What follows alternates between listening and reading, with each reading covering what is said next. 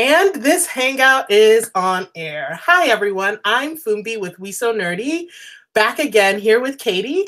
And we are here with our web series, WSN Reviews. And tonight we are going to review the latest installment of the 50 Shades franchise, 50 Shades Freed, the latest and the final installment, which premiered earlier this month. I'm really excited to get into it. How's it going, Katie? Oh my gosh, it's great. I feel like the last maybe few weeks have just been like good movie and just fun and happiness. So I'm excited to talk about it. I'm excited to see where this goes, where this conversation takes us. And absolutely. It's been a while since we got a chance to do one of these reviews, and we love them. So that's why it's even better that after a month of great movies, we can start this back up again and start talking about the movies that we loved. And first up is 50 Shades Freed.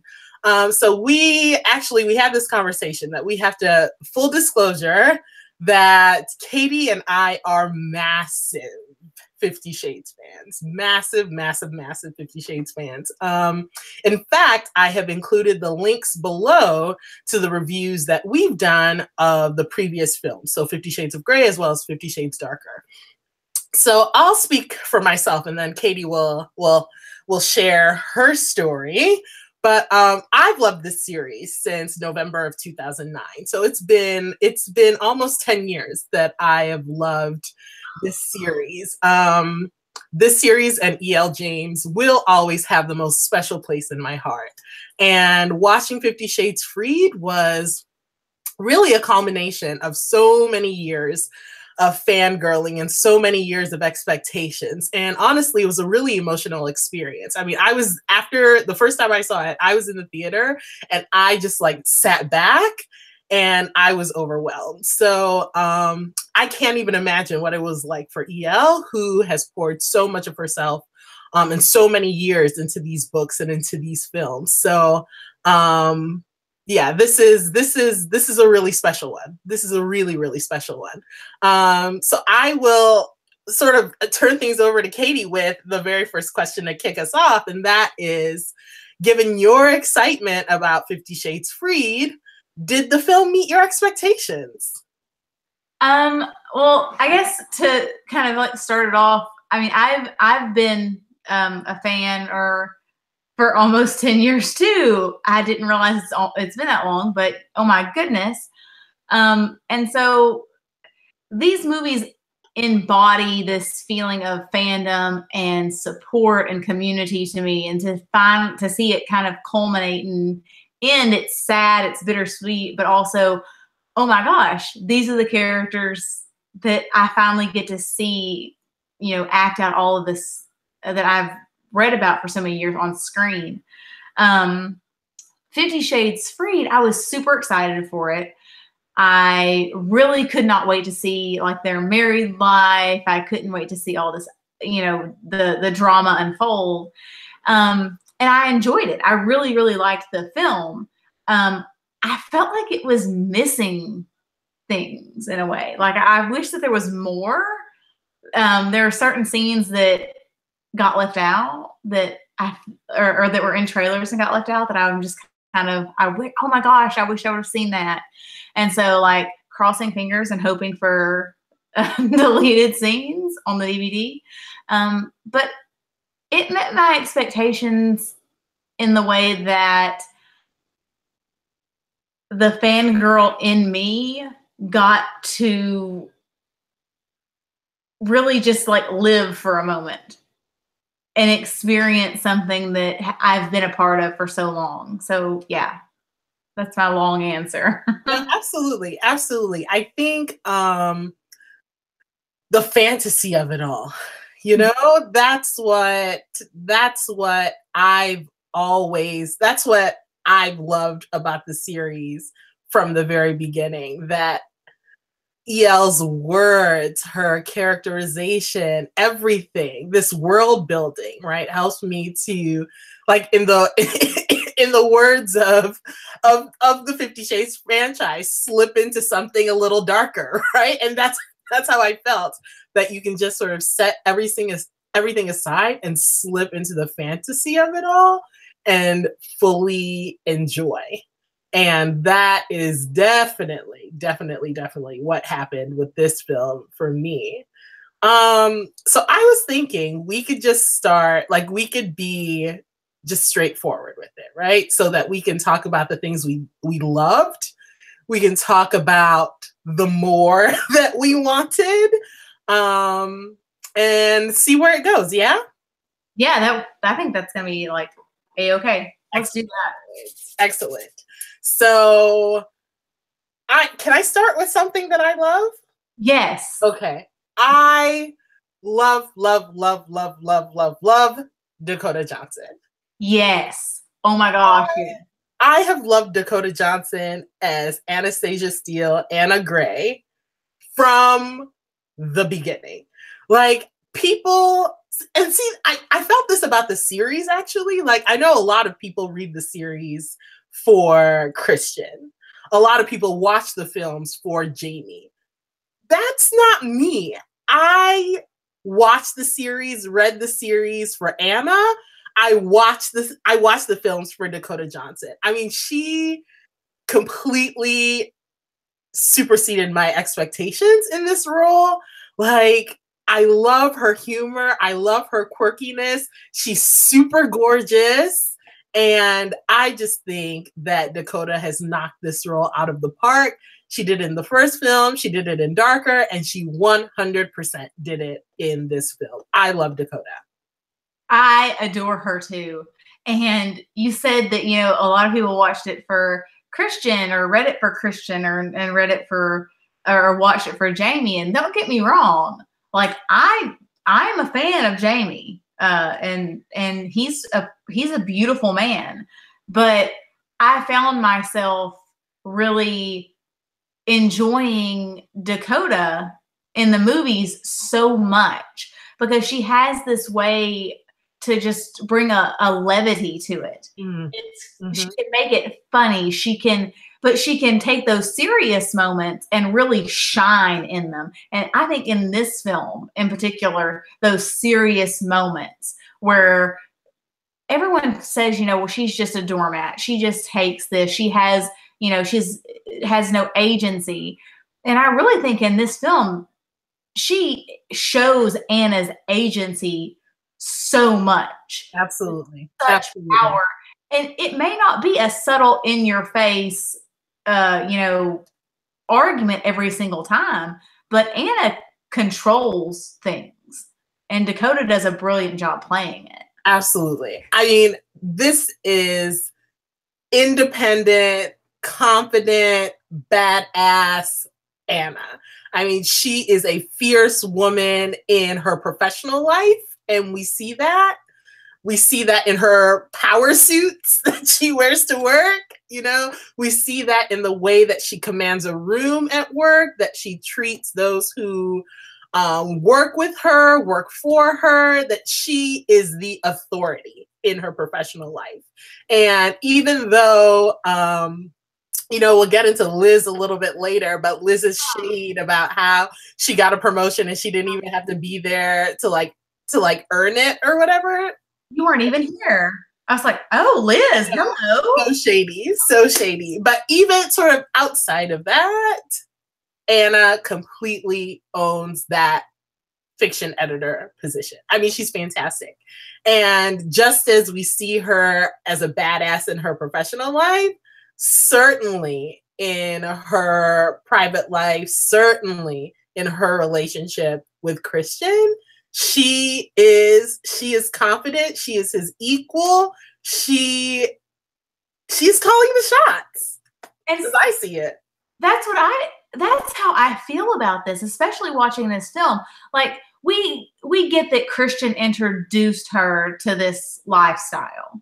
And we understand that he did have a bit of an advantage over some of the aspects of that, but they never actually fully engage in his lifestyle, like 100%. But this movie, like even the scene when they're at the beach in France and she takes off her top and he, you know, gets upset about it. I'm sorry. That was not because she was just like wanting to, you know, get around his overbearingness. No, she knew what she was doing and she knew what she was going to get in return for this whole, you know, disrespect thing. Like that was not. Why do you always defy me? Because I can. Because I can. She knows exactly what she's doing, and you can't tell me otherwise. No, I mean, that's the thing. She is sexually adventurous of her own volition, of her own choice, inside of the red room and outside of the red room, right? That she's very, very much an agent, right? She's very, very much a leader. She's very, very much calling the shots in these sexual experiences of hers. And Christian, I mean, Christian would do anything for her. You know what I mean? Like he would literally do anything for her. And I'm not saying that Anna never ever takes advantage of that. Mm-hmm. But this is part of what makes them equals, right? Yeah. Well, and even in the scene where she does safe word. Oh my gosh. Tells him, oh my gosh. You know, I am okay being in this room. I am okay playing with you, but this is not love. This isn't love. We're not doing this. You can't come at me with revenge in this room. Oh my gosh. That scene, that was such a great scene because you could tell that he wanted to, just as you said, he was trying to punish her. And you could just see the moment where it clicks for her that this isn't something that we're doing together. This isn't out of love, but just as you said, this isn't something that is coming from a positive place. This is you trying to get revenge on me. And she safe words. And what does he do? He takes her down. She leaves and he follows right after her, right? Because he knows he's done a wrong thing as well. He does. And it just goes to further show that Christian, even though he's made such strides, in some ways, the only way he knows how to vent out his frustrations is still through this kind of sadism, like this dealing with other people, dealing with her this way, because that's punishment to him. Yeah. But it's the talking and the compromising, and this is how problems are solved. That she's trying to help him learn. Exactly. And she's the one who teaches him that. She's the one who teaches him that. So, and again, like that's just part of I think that's part of their dynamic. And it's part of what I love so much is that everyone always thinks, if those who have never read the books, right? Everyone always thinks that he is sort of not saying this in the BDSM context, but that he is the dominant one. But the truth of the matter is that she is, right? That yes, he's taught her things, but she's teaching him so much more. And that matters a lot.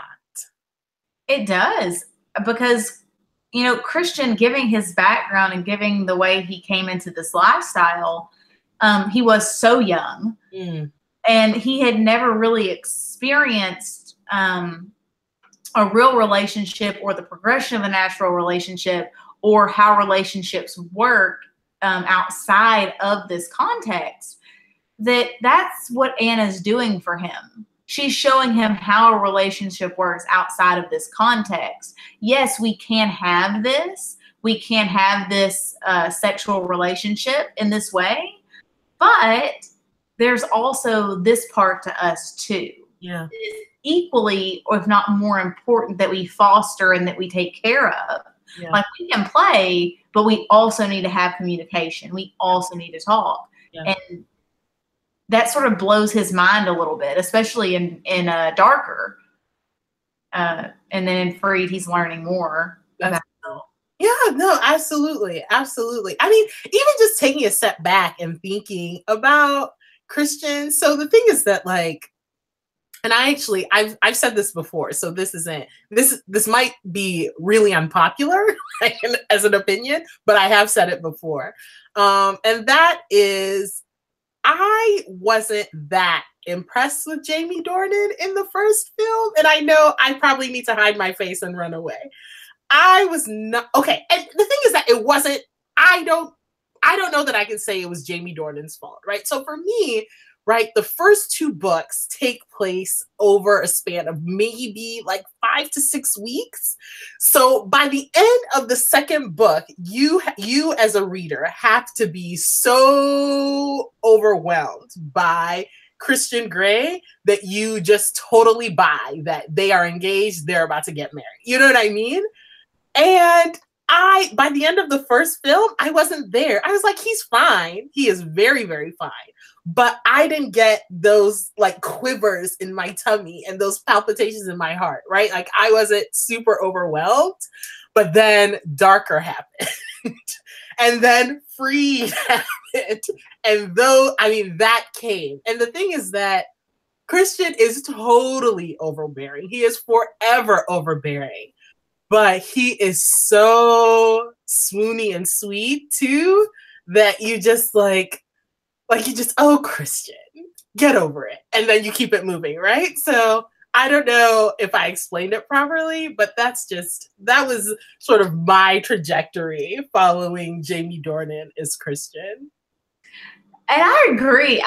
I feel like it's an unpopular popular opinion. Like low key feel this way, but like don't want to say it because they don't want to. Like I love Jamie, and I think he's a wonderful actor. But that first film, I was just like, he's got problems, girl. You get in that elevator and you go because you don't need this in your life. And then in Darker, and I will say this, in Darker the film, I was definitely much more inclined to see him try. He did make me swoon. I did fall in love with Christian in Darker in the movie. We will talk about the book. Darker the book, yeah. In the film, yes. And I loved Darker the film. And in Freed, he does seem a little bit lighter.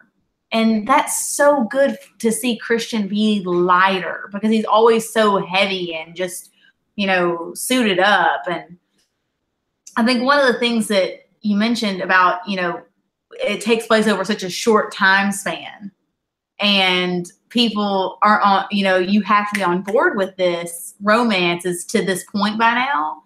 But I think a lot of people who don't read romance, and who kind of look down their noses at it. In some ways, this is an insta-love romance. And you have to accept that and accept that certain standards in an insta-love romance are going to be ones that you just have to go with it. Yeah. It's part of the fantasy. It's part of the fantasy of it. And that's insta love, and that's and that's a certain group of romance that you go with it, and it's the fantasy of it. And I mean, you're either a part of it and into it, or you're not. And just because you're not doesn't mean you have to be negative about it. Absolutely. And I mean, even though we can recognize the insta love of it and enjoy the insta love of it and the fantasy of it, that doesn't mean that we don't also recognize when Christian is being ridiculous, right? So like Christian keeping so many secrets from Anna right off the bat, especially as it relates to Jack, right? Christian getting so up in arms about Anna wanting to keep her professional name. We already talked about Christian punishing Anna in the Red Room because he's frustrated. He's frustrated that you know, Jack broke into the house and almost kidnapped her, right? All of these things. So, I mean, we can enjoy the fantasy of it, but that doesn't mean we don't, as well as Anna doesn't recognize when Christian goes too far, right? And she calls him on it. She absolutely calls him on it when he goes too far. And he's like, when he's sort of leaning too far in one direction, she's the one who pulls him back and is like, okay, let's have a conversation about this. Let's compromise. This is how we resolve this. This is how we work through it. Exactly. And I think that's one of the things that, and I'm going to get preachy here for a moment, that aggravates me so much about not only 50 Shades, but romance in general. And sometimes problematic decisions our heroes make is that people who don't read romance or who aren't a part of the genre or who don't, read these books, they automatically assume that we as readers, we as women, are learning these behaviors as something that we should accept, and we're just not acknowledging that it's wrong. But no, we're very much aware that this behavior is questionable, and Anna sees that too, and Anna does pull him back, but it doesn't make us any less intellectual or feminist to enjoy these romance novels. Not at all. It doesn't. And if you can't see those things, then you probably don't read romance. Yeah. And you're probably worse off for it because romance is fantastic. I gotta say, these books are written by some fantastic, talented, wonderful women and men, and you're missing out. You are really missing out.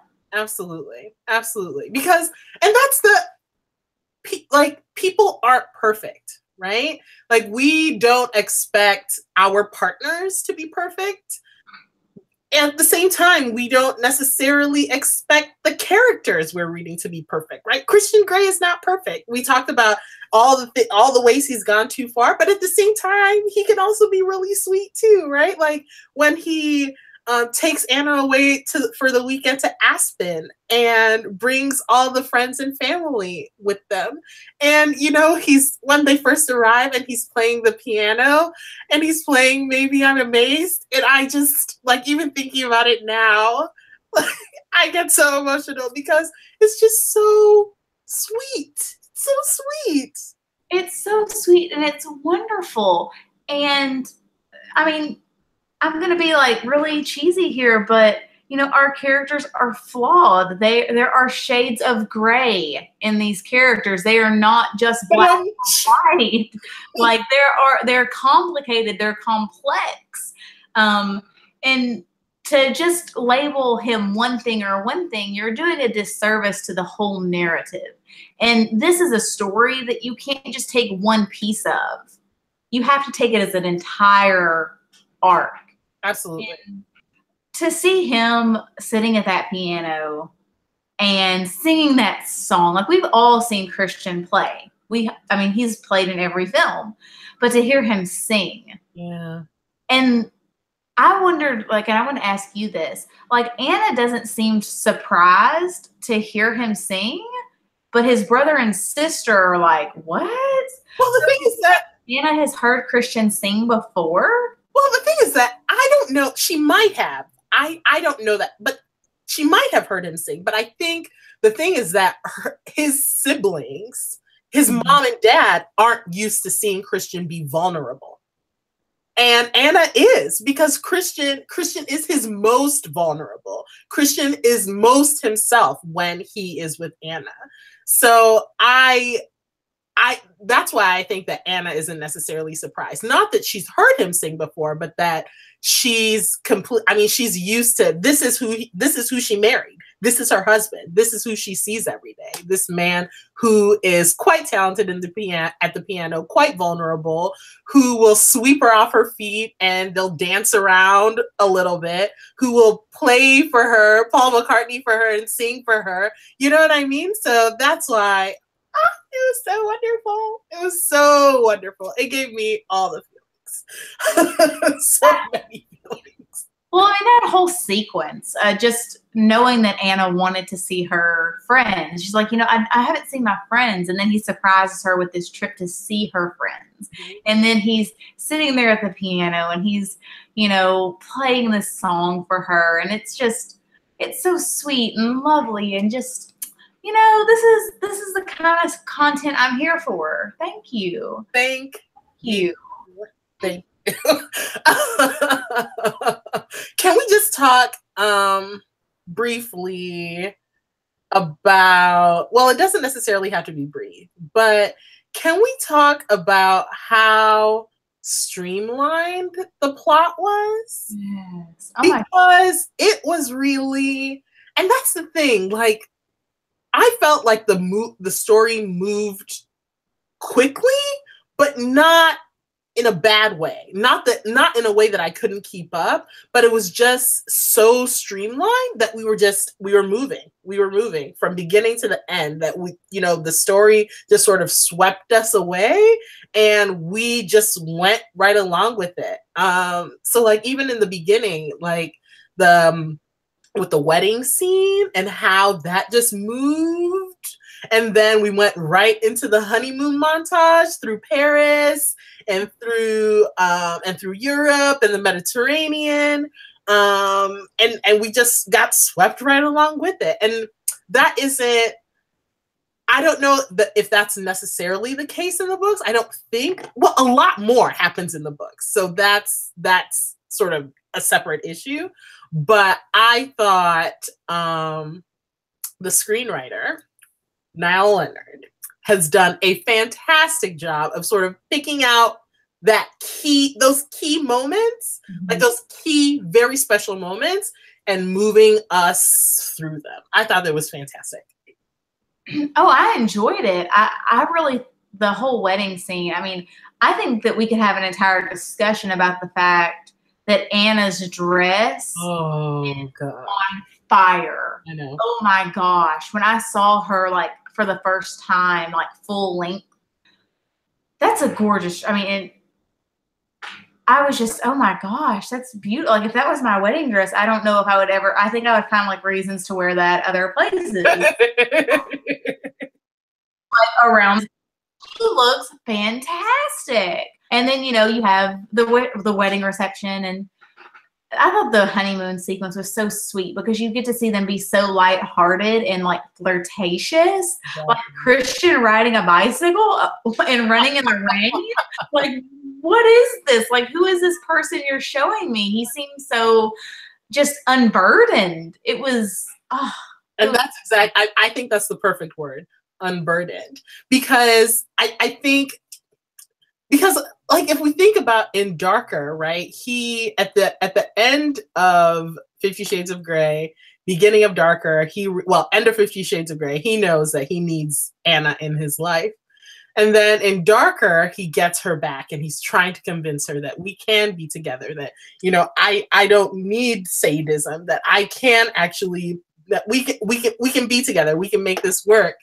And by the end of Darker, when Anna says yes, she'll marry him, they're able to, I think that gives him a certain level of peace, right? That I can relax, that this woman who I need, this woman who has changed my life, she's going to stay with me. She's going to be with me. So now I can relax. And that's what they do, at least on the honeymoon. They relax. And it was lovely. And the fact that they went to Paris, or they started in Paris, oh my gosh. Oh, it was just so romantic. And I think of the bed, that like huge white 4-poster bed. Yes. Oh my gosh. I love that too, in that aspect that you've got all these really sweet like scenes, and like they just sort of slipped that one into the montage. And for a second I was like, oh, what a lovely I had to take a moment because I was just like, okay. Oh yes, honey. I almost missed that, and I feel very bad about myself. And that's the thing, right? I mean, and I think we can say that more broadly about the sexy time scenes, because like the sexy time scenes I felt were so well integrated into the broader story that they did sort of just show up like that, and it was quite natural, right? It wasn't like, oh, some stuff happened and here this massive sex scene, and oh, some more stuff happened and oh, this massive sex scene, right? It was more sort of woven into the pattern of the story, to the rhythm of the story, in a way that that I thought was really, really well done. I agree with that completely. At the end of that movie, at the end of the film, I found myself wondering, because it seemed like this one had fewer sex scenes than the previous two, and each sex scene that was there, it was there to serve a purpose. It was there to serve part of the narrative. Well said. Yeah, great. I mean, I like that, and I thought that they went in really well. And I mean, I've got my favorite. Wait, tell me your favorite. Tell me your favorite. You're my favorite? I want to know. The car. Oh, the car is my favorite. Yeah, the car. Hands down. Gosh, the car is my favorite too. Yeah. That scene, I was just like, yes. No. I wanted to clap. No. Okay, so can we backtrack a little? I get off topic. Fumbi has to be Anna. No. We're heading to that scene. But the reason why I say backtrack is because I feel like that car scene, the car sexy times, initiated by Anna. Initiated by Anna. Yes, ma'am. I feel like that scene was a culmination of a lot of the sort of emotion, frustration, adrenaline, possession. Because remember where they're coming from. They're coming from, Christian picked Anna up from work and was like, I have a surprise for you. Where are we going? We're going, this is the house that back, remember in 50 Shades Darker, when they were, they took out Christian's yacht, and Anna sees a house from the water, and Christian makes up some story about it.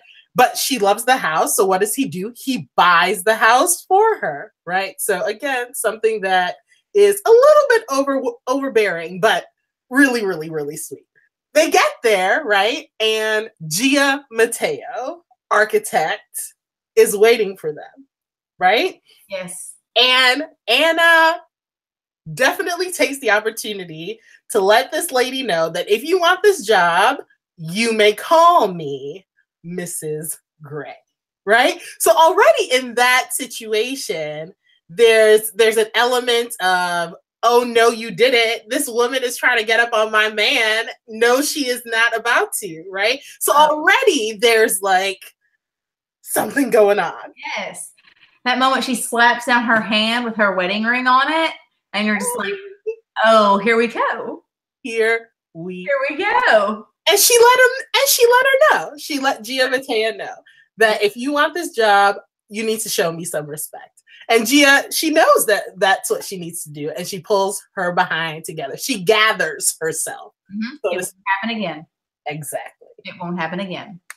And then they leave. Christian's like, yeah, you can drive the car. And then there's a huge like car chase through the country, through the city. So there's all this adrenaline pumped up. And then they finally get away. And if I'm Anna, I'm like, I was already feeling sort of possessive of you before. Now we just had this car chase. Our life was sort of in danger. We were able to get out of it. You bought me a house. Sexy times. And I'm here for it. What I loved most about the scene is she, yanks into the parking lot. She parks, and she's the one who initiates it. But it's Christian that says, Anna, we're in a parking lot. It's Christian that pauses. It's him who finally, in the midst of like all of this, takes the opportunity to go, oh, maybe we shouldn't do this. Like, it's for the one time that I think that like Christian is like, oh, you know, this is really out there for us. And she's just like, nope, now is the time. And he's just like, okay, definitely. Because, oh, that scene. And it's so good. It's so good. It's on fire. It is. It was on. I love that one. That was good. I agree. Oh, I thought that is interesting that that's the one time that Christian's like, and Anna's like, no. It's going down and it's going down now. Exactly. And he does say no again, but that's when he's mad at her that he says no. Yeah. And that's for a different reason for saying no. And not this reason. So it doesn't count. These are two separate no's. But then he says no in the shower, but then he goes to the red room and punishes her. Yeah. Mm-hmm. Christian. That'll be problematic. What else? In Aspen with the ice cream. Yeah. Which Anna initiates the sexy times again. And I feel bad because like she does like yank him with her legs. But like I feel really bad. I'm gonna feel terrible saying this. All I could think of was I would hate to be that sticky. Like, oh my gosh, like please don't put ice cream on me. That would just make me so sticky and I would feel so gross. And but that's how my brain works. No, well, I mean, I think yes, that is how the brain works, right? But I think because like Anna just woke up from a nightmare, right? She woke up from a nightmare about Jack. Mm-hmm. So she's already sort of out of it, you know? Yeah. Out of it, maybe needing some comfort. She gets some comfort from delicious vanilla ice cream. And then she gets some comfort from her husband. And Kristen doesn't say no, not this time.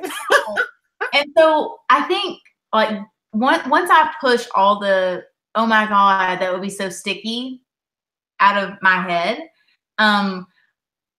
This is the first time in the series that Anna that Anna goes down for him. Yes, she does now. Yes, she does. I'm gonna be honest with you. I wasn't expecting it just because I don't know why I wasn't. Because I mean, it's fine. I mean, it makes sense. But when I saw it, I was just like, oh, I think I can be here for this. This is okay. Well, the thing is that like this series is so focused on female pleasure, right? Mm-hmm. It's so focused on sort of female pleasure, the female gaze, and like the sexual experiences. So it is different, perhaps even unexpected, to see Anna give him oral, right? Because he gives it to her all the time. All the time. All the time. And for me, it was almost like we switched point of views in that instance, because obviously we're not going to see Anna down there. So we see Christian. And so it was for the first time that we saw him kind of at her mercy, experiencing pleasure given by her. Yeah. And it sort of adds into this that even though he's the dom, she is in control of his pleasure, be it if he is being the top or not. Yeah. And I mean, it didn't last that long. It didn't. It didn't last that long, because then he was like, it's my turn. Yeah, it's my turn. And we return to the ice cream and Anna's pleasure. And I really love that scene as well, because like, he's like, you need to be quiet. You're going to wake up the house. And she's like, I don't care about waking up the whole house. And then she lies down and like she knocks over the fruit bowl and like they're laughing. You know what I mean? Like they're laughing and they're joking with one another. But then like the sex is so hot. I just love that scene as well. I thought that was really good. I thought it was a great scene, and it showed just them being just happy together. I know. Like, it was just happy. There's so many times in our they're just so serious, and things are just so, and I don't want to say mechanical, but I think that when you go into the red room, you deal with a lot of, we need to, you know, put these things here, you know, this is your word, these are the things that we need to remember. But in this scene, it was just these two people who are very much in love, just having a moment. Yeah. And a very lovely moment, a very heated moment. A very heated moment. It melted the ice cream. Yes, it did now. Yes, it did. Oh my goodness. I know, I need to pull it together. I need to pull it together. Okay. Speaking of serious, why don't we go ahead and transition to talk about Jack Hyde, Mr. Eric Johnson, who plays Jack Hyde, who is like, so, okay, let me just say this. And, you know, both Katie's and my, because we each had to write a review for 50 Shades Darker. So both of those links are down below. So, Katie, I think you say something similar in your review, but Jack Hyde scared the living daylights out of me. Jack Hyde was a very, very scary individual, especially by the end of Darker, you know? But the thing is, I thought he was so charismatic that I was like, Jack, you scare me, but I'm also attracted to you. And I don't know how to reconcile these feelings. And that's Eric Johnson. I believe that that's Eric Johnson because Eric Johnson is fine. And also Eric Johnson can play this unhinged character. Mm-hmm. And that was even multiplied for me in 50 Shades Free. I mean, he was scary. He was. And like, as soon as you said that, you know, I don't know how to reconcile these two things. It just like instantly went into my mind, the GIF that I sent you, the SNL GIF. Remind me. That Mark Me Down is oh, come on. No, I can't remember. It's the GIF of, oh gosh. It's SNL? Yeah, it's the SNL GIF where the guy's like sitting behind the news desk and he's like, well, Mark Me Down is scared and horny. Whenever you first described him, like that was the GIF I sent in a text message because like everything that you were saying about him, like that popped into my head because it matched up perfectly. I was like, there was a moment that this was going to be needed. And it happened finally. And so, but Eric Johnson, I'm sure he's a lovely human being. He is a very lovely individual. He's a very lovely individual. See, I believe you because you've met him. But I'm going to say Jack is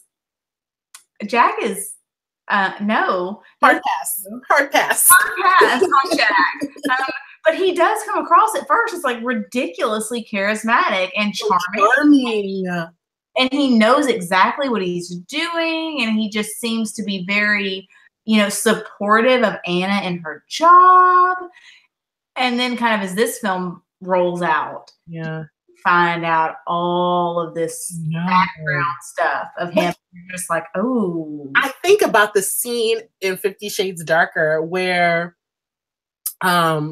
he takes Jack and Anna go to the bar for drinks and Christian meets them there. And Jack is like, I'm the boss. And Christian's like, no, wait, I think Christian says I'm the boyfriend. And then Jack says I'm the boss. I can't remember how it goes, but that exchange. And I think about it now and you have to wonder if Jack knew then who Christian was. You get what I'm saying? Because like, obviously he has a lot of resentment towards Anna and that totally comes out in the film. That he feels like that Anna has embarrassed him, that Anna has taken his job, that, you know, Anna turned him down and chose Christian over him. So Jack feels a lot of resentment towards Anna. And I mean, resentment isn't even the right word, because it is deranged. It is violent. It's very, very violent, as we see, you know, by the end of the movie. But he also has a lot of resentment towards Christian and the Greys. And that was, you saw that in 50 Shades Darker, but when you sort of fully come to understand the way that Jack feels slighted by these people, it's really scary. That's the word I keep coming back to. It's really scary.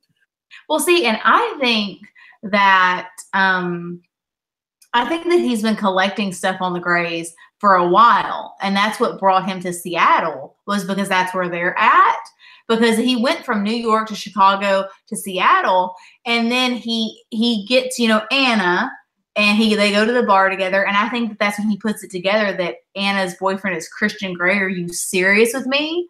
Like, I sleep with all my assistants. I do all of this with every one of them, and you're telling me that this guy has this girl?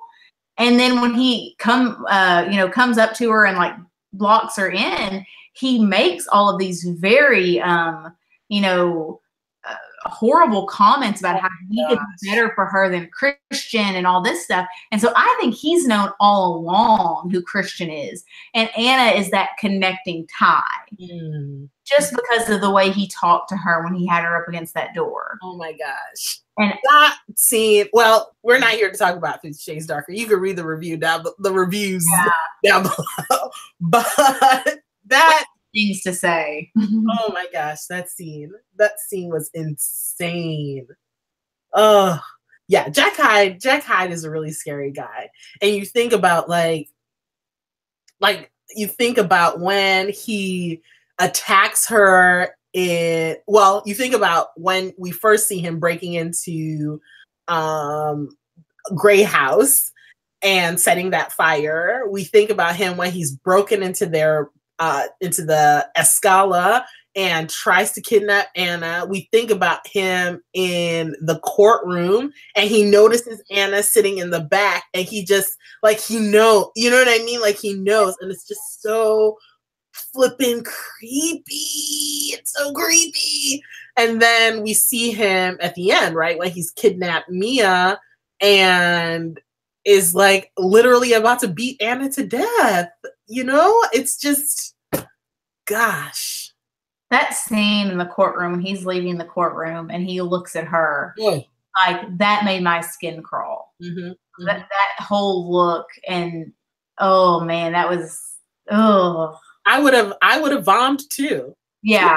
Like if I were Anna, I would have ran into the back. I'd be so like creeped out. I'd be so scared. I'd be so nervous that, yeah, I would have vomited too.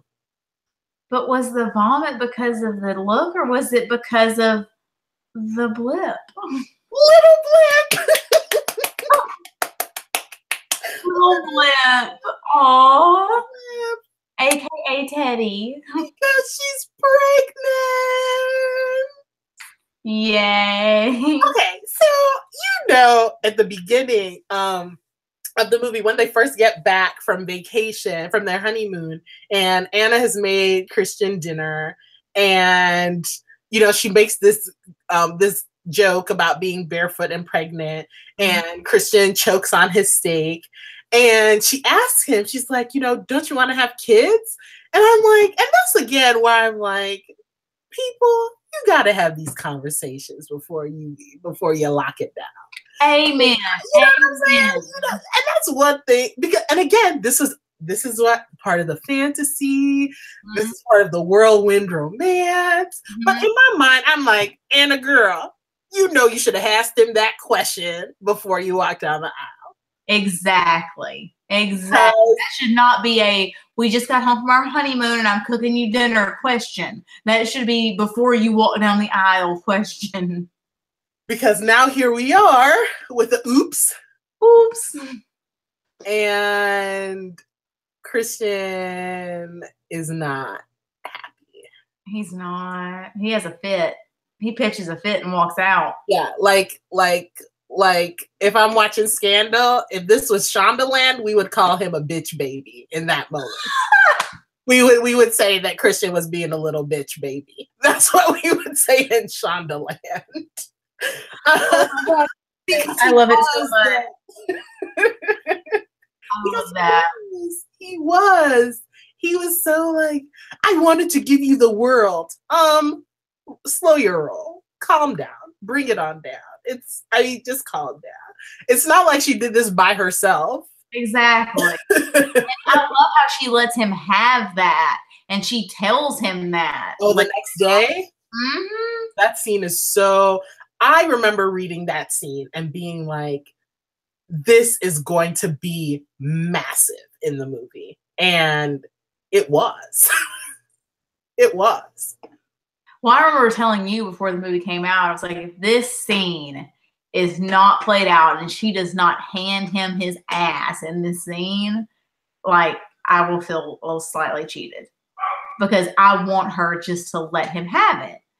Because I understand his hesitations about children and things like that, but how he treated her and where he went afterward is inexcusable. No, I mean, the fact that he, one, would leave, two, that he would go to Mrs. Robinson, three, that he would get drunk and make himself vulnerable with Mrs. Robinson, vulnerable enough to tell her all their private business, or come back to the house and talk about some, oh, look, it's the, what is he, like, the intruder. The intruder.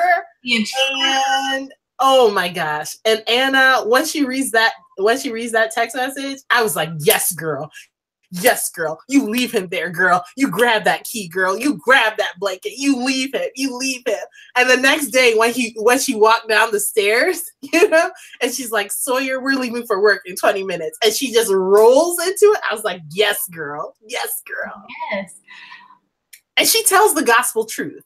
She was like, your mother was a shitty mother, right? Good parents are supposed to put their kids first. Your mother didn't put you first. She was a shitty mother. I'm sorry about that for you. But I'm putting this kid first. And if you want to be in this with me, we're doing it together. If not, deuces. Exactly. I mean, the moment when she's obviously sober and he puts his head underneath her sweater to her stomach and he's like, looks like we have an intruder. And he's like, you're going to love him more than you love me. And I feel for him because I'm like, he did have a bad home life. But at the same time, Anna's a good person. Mm-hmm. Anna loves Christian, but Anna's going to take care of their child first. Yeah. And if it comes down to Christian not being a part of their lives and not exposing that child to whatever, he's got going on, she'll do it. Yeah, she will. And for me, this is a huge catalyst for, I think, Christian's character development. Mm-hmm. Because when she says to him, you need to grow the fuck up. He does. I think that scared him. You know what I mean? And when she was like, I'm angry with you. You left me. You went to your ex-mistress, right? You abandoned me in this. I think that jarred him, right? And then we had the situation where Anna, of course, we know that Anna is trying to get this money together to save Mia, but Christian legitimately thinks that, are you leaving me? She's really about to leave me. You know what I mean? And I think that also jars him. Mm-hmm. I need to get my shit together. Immediately, like, stat, because she's about to leave me. And I think maybe in the books or the way it works out, that scene seems a little bit more drawn out. The whole "are you leaving me" scene. Or maybe I'm imagining it, or maybe I'm thinking about something from a long, long time ago. But I was proud of Anna. Oh, absolutely. Proud of Anna in that room, because all the while he's sitting there still looking rumpled from his night out drinking with Elena. And Anna is taking a shower. She's getting dressed. She's putting on her boots. She's going to work. She's like, this child comes first. If you can't deal with it, I'm sorry. I guess we're going to have to part ways. I've got someplace to be. Yeah. And it can't have been easy for Anna. Oh no, not at all. Because Anna, we know Anna is so in love with Christian. Like, I think about, and this is jumping ahead a little bit, I'm thinking about the end, after Anna has woken up from her attack, from recovering from her attack, and Christian is like, I wanted to be your whole life, and Anna says, you are. I mean, don't you know that you are my life? You are my whole life. And I think that is the case. That was the case when she was angry with him. That is the case now. So it can't have been easy for Anna to say those things to Christian, but at the same time, it's what he needs to hear, right? We're talking again, right, about this is how Anna sort of teaches Christian, right? That, look, your mom didn't do this for you. This is what a good mom does, right? Either you're in this with me or I do this alone, right? Like, this is the way it's supposed to be. And Christian learns. He learns. He does. And it's not something he can learn overnight. And so we see him learn these, not necessarily learn them in increments over the last little portion of the film, but he does come to an understanding, I've got to make a change. I've got to do something differently. And I love her. And I'm obviously going to love this child because it is a piece of her. So, I'm going to make it an effort. And that kicks into high gear, of course, when she's like, I need $5 million. Oh. Like, for what? What's happening? That scene broke my heart. That's whatever she wants. When she's, oh my gosh, yes. Whatever she wants. Sitting in that bank. And he's like, because it's like, if she's leaving me, I've already lost everything. Mm-hmm. So she might as well take the money. You get what I'm saying? Yeah. Like, that again is part of this catalyst for change, I think. But of course we know that she needs the money to save Mia, and she does end up saving Mia, and in the process almost losing Little Blip, because Jack Hyde is a fucking animal. I'm sorry, I had to say it. Well, he is. I mean, like, he could take the money and he could leave and he can make a clean getaway, but instead he proceeds to beat her. Yeah. And I mean, he backhands her, he knocks her on the ground, he kicks her in the stomach. Yeah. And Liz is like, it's like, I thought you said you weren't going to kill her. And he's like, I'm not going to kill her. But I mean, is like, Liz isn't like, obviously Liz is like, Liz is just, she can go. Yeah, that's what I'm saying. Like, I can't even think of the words. Like, Liz, we can't count on Liz for anything. No, we cannot. And it starts at, and even when you go with Liz, if you go back to Darker and her approach to Anna, like, it almost seems like now looking back and knowing what you know, oh, well, she's looking at Anna like, oh, so this is my replacement. Yeah. She already has a certain disdain for her. And I don't think that she wants Anna to die, but I certainly don't think that she cares for Anna's well-being, obviously. No, not at all. Well, at the same time, though, you feel kind of bad, right? Because Liz was being blackmailed, right, with a sex tape. So that, like, part of me can understand that Jack has put her in a very, very difficult position, but Liz also has to be responsible for her actions, right? And she was, even sort of outside of that, she has been the most shady towards Anna. And it's, I mean, her jealousy totally shows. Yeah. So Liz, I actually don't know what happens to Liz in the context of the story, but I also don't care. And I know that's a terrible thing to say, but it's my truth. I don't like. Nope. Yeah, she's just one of those. I mean, let's be completely. She's a plot device. Yeah, that's true. That's true. She's a plot device, and you're not invested in her. So I'm just kind of like, well, I assume that she goes to jail for being accessory and whatever. Because I mean, that's what she is. That's her whole point. Yeah. And you know, I'm like, I'm over here. I've forgotten about Liz. Yeah. I'm over here with Anna. I even forgot about Mia a little bit. I know. I was like, oh yeah, Mia's here. I'm sorry. I actually forgot about Mia a little bit. I was like, Taylor, get on that. But can we focus on this moment? I know, but can we focus on Anna being on that stretcher and Christian going, she's pregnant? She's pregnant. And just like asking about the baby. Oh, thank God. Or thank goodness. I mean, just finally. Oh, gosh. But again, that's part of this, right, character development, right? Because we see Christian realize that he's done wrong, and he's able to establish like a closer relationship with his mom, with Grace, right? Because like Grace embraces him, and you can tell that that's not their thing, that's not their dynamic, but Grace embraces him in the hospital room, and he embraces her back, right? And then Anna wakes up and they have their moment, and like he's crying, and I mean there's that, right? And then when the chance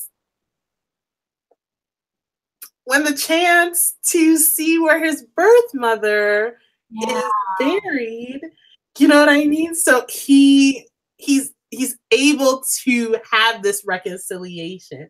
And in having this reconciliation with his own mother and his own childhood, that moves him in such a way that he can be a partner, a better partner in his marriage to Anna, and certainly, you know, a good dad. Yeah, the moment that Anna tells him, you know, they found out where your birth mother's buried, and we see that. I mean, that's a closure for Christian. That is the closure that he needed, that he probably didn't realize he needed. Because up until he met Anna, I don't think that you would ever have gotten him to go to his mother's grave. No, except for like to spit on it. Yeah. And then with Anna and this, you know, this shift she's made in him, he's able to go there and kind of forgive her and move past it and put that behind him so that he can move on with Anna in a healthier way. And I think that if we had, you know, little snippets of him with his therapist, it would probably make a whole lot more sense. That's further down the line. Is that a thing that's a thing that we're going to talk about? That's further down the line. I jumped ahead because but we're going to That was a little bit shady. Yes, it was. It was a shade. That was a shade. They made me do it. Well, okay. So Christian is able to have reconciliation in a couple different ways, right? Because we already mentioned that obviously he reconciles with Anna. He reconciles with being a dad. He reconciles with his birth mother. He reconciles with his adoptive parents. And he also reconciles with this history, right? This history that he has with Jack, because they were both in the same, you know, foster home and in Detroit. And you know, he starts to say, when he finds this out, he and Anna are together. And when he finds this out, he starts to say, you know, maybe Jack is right. You know, maybe, you know, he could have been me and I could have been him. Right. And then Anna says to him, no, because, you know, no matter who raised Jack, he is not a man with honor. You are a man with honor, and you have principles, and you love and you care about people. And that was also part of this, you know, part of this growth for Christian. Yeah, definitely. Yeah, I mean, 100%. Yeah. I think we see Christian's arc kind of, I mean, it grew. I mean, in the first movie, first novel, we're very much tip of the iceberg. And you've said this before. We're very much tip of the iceberg. Darker delves underneath that surface. And then Freed kind of puts everything back together for us in a healthy way, or in the lines with going along a healthier way. Yeah. And this is part of it. This whole thing with Anna and kind of closure with his mother, and understanding that no matter who took him in, he's not the type of person that would have been like that. Yeah. Yeah. And I mean, we certainly see that. I'm getting emotional. We see that in the montage at the end, right? Because it brings it all together. I need to get my life together. Speaking of getting things, like pulling things together. No, it brings it all together because it walks us through like them, you know what I mean? The story of them. And we see it very quickly. Like, and the thing is that, right, it's Anna, like Christian is at the piano again. He's playing the piano. Anna is in the shadows watching him, and she's sort of reminiscing, right? That, like, this is our end moment. This is our happily ever after. And she's reflecting on all the things it took, everything that brought them to that happily ever after. And, you know, we in the are reflecting on those same moments. And it was talk about good storytelling. That was great. That was great. I really enjoyed that scene. I liked it a lot. It was nice to think back on where we've been and all that stuff. And it gave me so many fandom feels in it. And I feel like that scene especially was a nod to the fandom. Yeah, I mean, well, the thing is that, like, 50 Shades in and of itself represents the power of fandom, the power of female fandom. And I just think about how, like, EL, like, this was a story she was writing for her friends. Yeah. You know what I mean? And then we all became her friends, right? I mean, meaning that, you know, she shared this with us all. And you just think about this month, the 50 Shades franchise, the film franchise, crossed 1 billion with a B, $1 billion in revenue and profit. And you just, I mean, and people say that, you know, romance doesn't, you know, no one wants to watch a romance. No one wants to read a romance. No one wants to, you know, it's all just fluff. No, it isn't. This is meaningful. This is meaningful to us who love it, who've read it, who've watched it. Those of us who have been in that bunker since 2009. Oh my God. This means so much to us. And the fact that EL and this series are able to have this success is more than well deserved, and a testament. So I think about other films. I think about other authors who are out there making their way, that this was it was a trailblazer. 50 Shades changed the game. 50 Shades changed the game. It did. It changed the game in more ways than one. I mean, we were both around during that time in the fandom whenever it was so huge, and then the aftermath of it. And I mean, it changed so much. But more than anything, this should show just people, movie studios, things like that if you find the stories that we're listening to and that we're reading and that we are actively following, that's what we want. These are the things we want. And we're being very explicit with, hey, we give it a shot, give it a chance. And so I'm happy, and I hope that this is not a one-time thing for people. I hope that they really listen. They listen to us and they say, this is something that people want to, these are the stories that people want to listen to and want to hear and want to see. And that all these other authors that, you and I know, love, and wish for the success of, we hope they get these opportunities. Absolutely. Absolutely. And we all owe, I started off by saying this, I'm going to say it again. I think we owe a huge debt of gratitude to E.L. James, because she changed the game. Folks, we weren't even reading ebooks until 50 Shades came out and revolutionized ebooks. You get what I'm saying? Like, she changed the game, like, in terms of blogging, in terms of opening doors to writers. She knocked the door down. She built the stage, So she deserves so much credit. And I am very happy to be in the bunker. Yeah. I mean, this has all got me reminiscing hard. Oh my God. I know. Don't get me started on 2010. Fandom. On to the post-credit AGA. Oh, well, the final scene.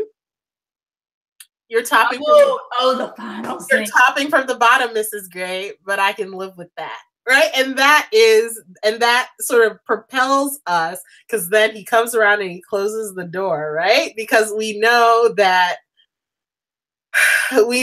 that's just going to be their relationship. Right. That he is supposedly going to be a dom, but she's really going to be the one calling the shots, because that's their relationship.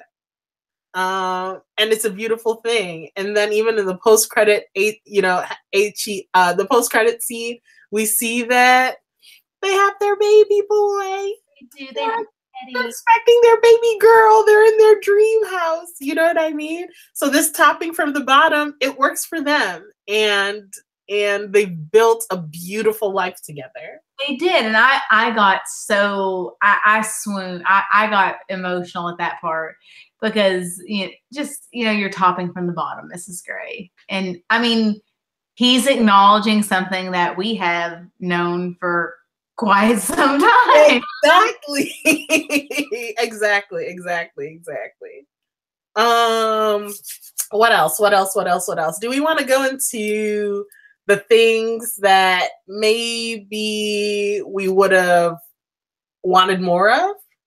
Yes. Oh my gosh, yes. Okay. I left that movie going, I wish there was more. So much more. Like, even though there was so much in it, it felt like it was missing a couple of things. Oh, the thing I've never, and if those of you who are watching, if you've had this experience, please let us know.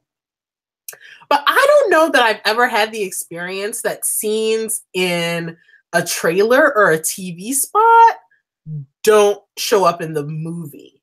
And that, I mean, shade. I don't think I've ever had that experience before. Yeah, that was one of our main things that we talked about after we saw it was, I mean, there's a scene in the trailer where where Elena, Mrs. Robinson, opens the door to let Christian in. Yep. I was waiting for that. I was like, oh yes, let me see exactly what you have to say. And so, I mean, is that going to be like an extra credits thing? That scene, there's a scene where in Aspen, Christian gets into a fight with a guy who is like creeping on Anna. Yeah. And then you mentioned already Hugh Dancy as Dr. Flynn, like that entire character just like cut out. And I agree with you that would have added a lot to be able not only to see Christian with Dr. Flynn, but also to see Anna like have a conversation with Dr. Flynn. And like, I love Hugh Dancy. I do.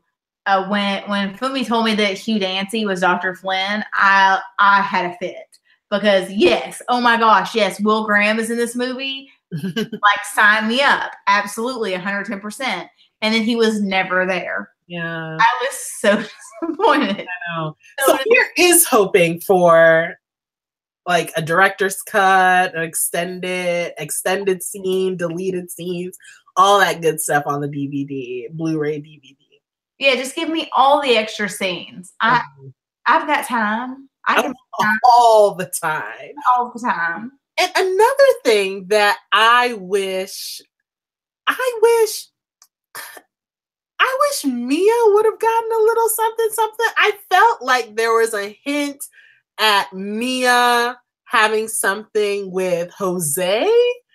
Yeah. Like, I felt like there were a couple different places, like at the wedding, they were hanging out together. And in Aspen, they were hanging out together. So I thought that there was a potential there that I would have liked to see pan out, maybe. I don't see. There's a part of me that goes, yeah, that seems like it would be the natural progression, but I don't know enough about Mia or Jose to go, this will end well. Yeah. No, I mean, and perhaps that's the, like, we think about, and that's the thing, like, I wrestle with. I think that that the series had really good secondary characters. So, like, we think about Elliot and Kate, and how in Freed, we got to learn more about Elliot, that, you know, of course, we know he's an architect. We know that he likes to hike, right? Yeah. We know that he's highly promiscuous and apparently has slept with half of Seattle. Apparently.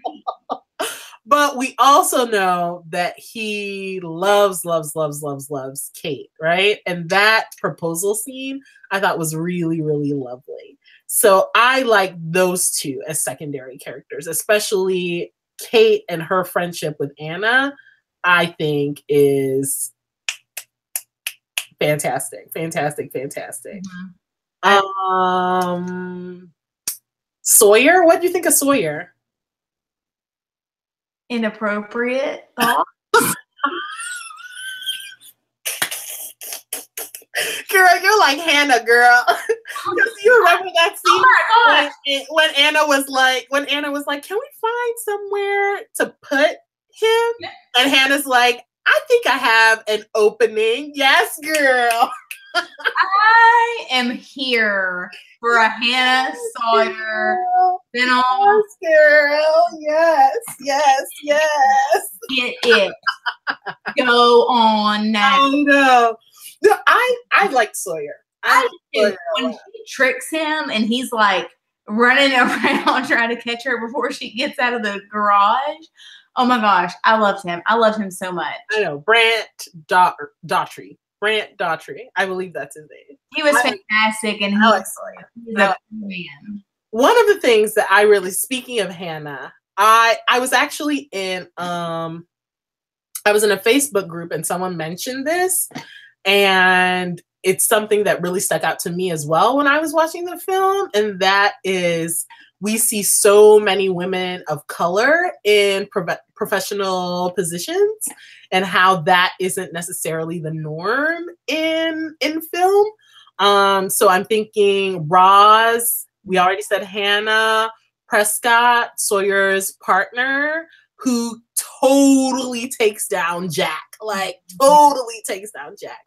And Dr. Green as well, right? So, I mean, these are like women of color who, I mean, they're secondary characters, but they are significant and they are in professional positions. And I thought that was great. I give a major shout out to the creative team and to EL for that. Oh, I thought that was awesome. I thought about that, you know, seeing Roz and stuff like that, and thinking that's awesome. And then Hannah, and having Hannah come in and, you know, darker, and just being like, that's great. And I love Hannah and Anna's relationship because it's very much, it's not, Anna's never going to go on this power trip. Like, she treats Hannah very much like an equal person. And I love that about her. And it's so wonderful. Like, I think that people think about the whole creative team looked at this as a whole picture and said, how can we make this A, very, you know, appreciative of the fandom, B, how can we make it very inclusive, because you know, we have all of these diverse characters, and then, you know, how can we show that there are so many different sides to what romance is, that there are different things. Because this movie, to me, it's a romance, but it feels so much more like a suspense with romantic aspects. Yeah. It feels like you could watch this one outside of the other two, in a way. If you just had like a tiny bit of like a scroll at the top of the film that said, you know, these two met and this happened, because it was so suspenseful, and it was a change of pace. But it was great. I loved it. I love the series. It was much welcome. I remember, like, I was able to see it with friends, and I remember the first time I saw it, I was able to see it with friends, and friends who have loved this series maybe even longer than I've loved this series.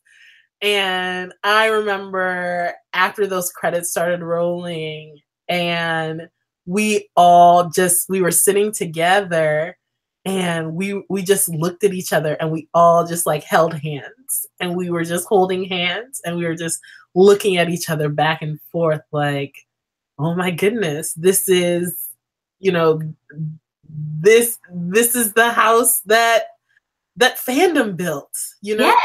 This is the house that fandom built. This is the house that 50 built. This is the house that EL built, you know what I mean? And we were just in so much awe and just so grateful, and our hearts were so full.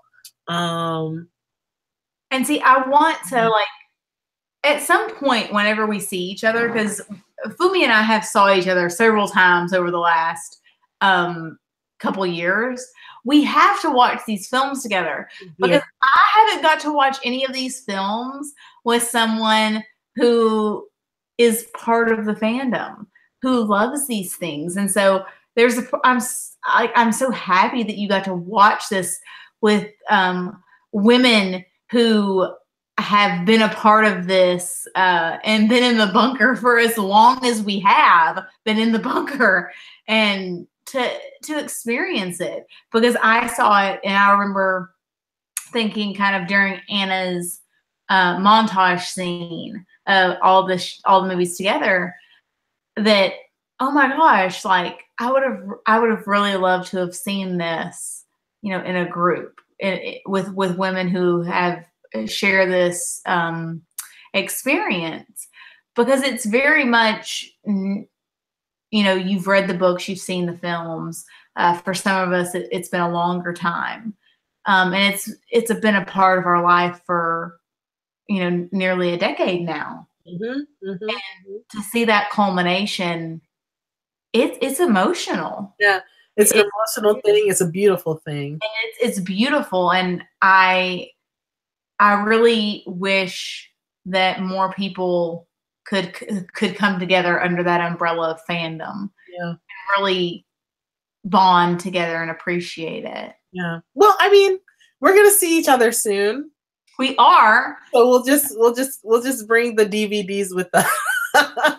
Girl, and we'll watch. Yes. We'll watch. We will watch together. I think that's all I have, Katie. How about you? Yeah, I mean, that's everything I have. I hope that if you do watch them, that you've enjoyed them. I hope that if you read the book, you've enjoyed them. If you didn't enjoy any of it, I hope that, you know, it's just one of those things that didn't catch your attention, so you set it to the side.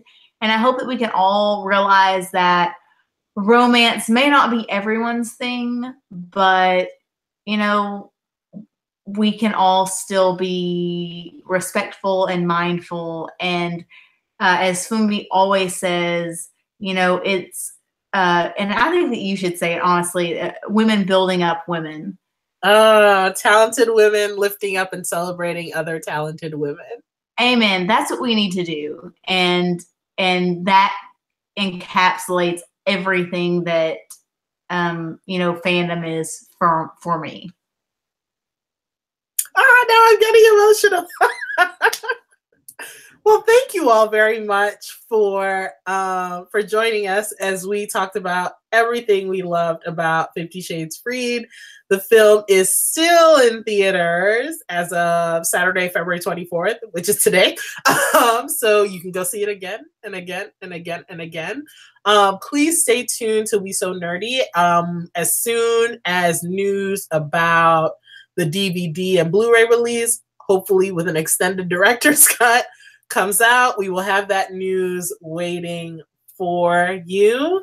I think our next video review, can I tell them? I think our next video review is Black Panther. Yes. Yes. So stay tuned. So stay tuned for that as well. We will be back. Okay. Thank you very much, guys. Enjoy the rest of your weekend. Bye. Bye.